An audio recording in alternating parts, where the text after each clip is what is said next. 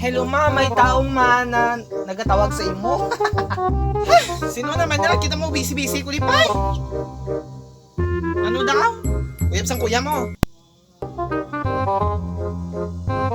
Ang gwapa daw ay.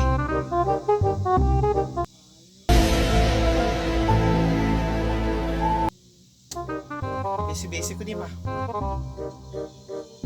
Ano naman siya di? Ano yun? Sabi ng mama mo, tita na lang daw ang tawag ko sa'yo. Anong tita? Hmm? Tita ka da. Oh my gosh. Ngayon, mama ko na siya. Huh? Anong mama mo? Sabi ng mama mo, tita na lang daw ang tawag ko sa'yo. Naguguluhan ako sa iyo, diba? Explain, please. O sa kanya.